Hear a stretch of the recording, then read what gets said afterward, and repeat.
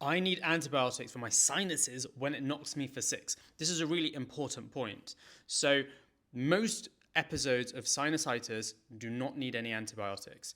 Now, when I talk about that, I mean when you get inflammation within your nasal passages and your sinuses. So, you can get pain in your cheeks and pain kind of across your forehead, particularly if you lean forward. Now, more often than not, it's caused by a viral infection. And it can last for 2, 3, 4 weeks, and it can be really horrible. To help it, if you're able, you can take paracetamol and ibuprofen. The ibuprofen will help reduce the inflammation and the pain. The paracetamol will help to reduce the pain. If you're having any subsequent fevers off the back of it, yes, paracetamol and ibuprofen will both be helpful for those. But remember, a fever is just your body trying to fight an infection. So if you're not unwell with it, just having a fever of like 38.2 degrees isn't necessarily the end of the world. Some people think that steam inhalation will clear their sinuses. There's not really any strong evidence for that.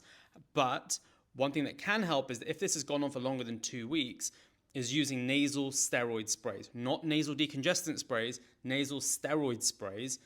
However, it might lessen the symptoms, but it is unlikely to shorten the course of illness, and you may still be unwell for another 2, 3, 4 weeks. There are a couple of caveats to this. So if you are having fevers that are persistent, so every single day you are having a temperature over 38 degrees for at least 5 days, you should get a medical review. And very specific to sinusitis, if you have a viral illness with sinusitis, you're knocked out for a couple of weeks, but you ultimately do recover, and then very quickly you take a nosedive.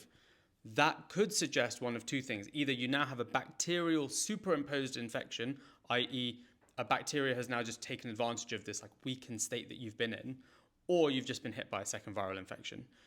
Often in these cases, we will give antibiotics, but it kind of, again, just depends on the individual and what their symptoms are like. Because if this has happened, but you're still kind of okay, maybe we'll just watch and wait. Because as I have said in many videos, time is one of the biggest factors. It's one of the reasons why doctors who see you second or third or fourth might give you a completely different plan to the doctor who saw you first, because they've just had the advantage of time and they can see the evolution of symptoms.